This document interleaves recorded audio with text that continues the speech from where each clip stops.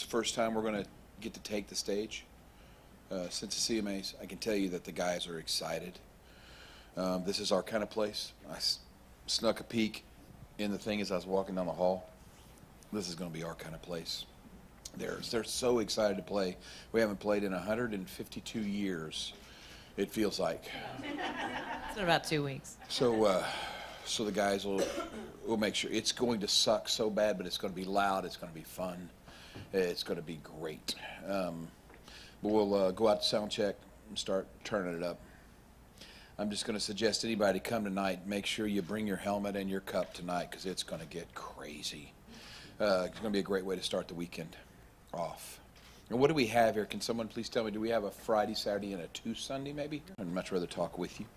So if you would like to ask questions, we feel a lot better that way. And the only thing that I ask if you ask questions.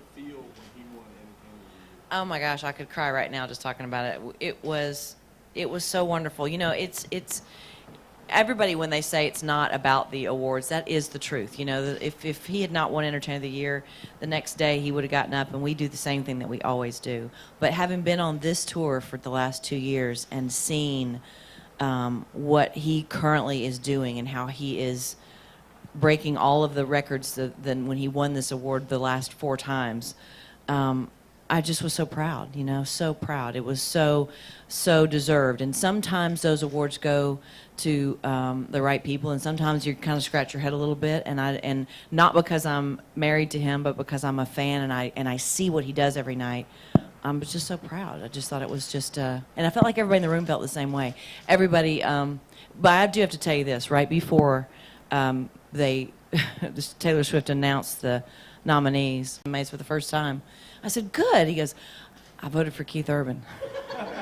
I promised him I would. I was like, you She just slapped me, canceled so it. I I was still so got a mad. bruise Yeah, on he this canceled arm. my vote out. That's a true story. And then they called his name, so it was okay. Maybe Keith voted for you. I don't know. He probably did, knowing Keith. Sweet man. Yes, sir. Hey, I'm Marcus Schmidt with the Richmond Times. Marcus, nice to meet you. Kind of venturing out a little bit into the pop music, all this, but Yeah. what was it like? Yeah, it was cool. Everybody was sweet.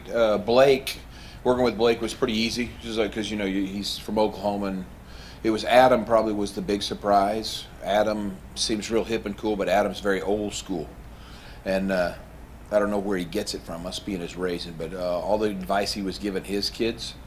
The main thing was just listen to the advice he was giving them, and then just pile on top of that. I found with Adam there wasn't a bunch of advice after what he had given them. A lot of great old school advice. The one where I was a little over my head was Miley Cyrus. Her guys had picked stuff that was a little out of my fringe. So all I could do was basically just talk to them about the bigger picture, of what it's all about. And then Alicia Keys, I think, is the lion that doesn't have to roar. She's the one that brings all the kind of like credibility to the panel. She's the class. She just walks up. She's so sweet. Takes care of her artist. But they all really care about the artist, and they all really care about the music. I had a big revelation because it's a big Hollywood production, and they're using music to sell advertising, I thought. These people really put the music first. I can see why they've been around this long. I was stunned. And I even told them that. I had to confess because I didn't go in believing, I didn't go in drinking, but once you drank the Kool-Aid, you see that it's pretty cool. They have these people's dreams in their hands, and they treat them like they're their own dreams, and that's it's very sweet.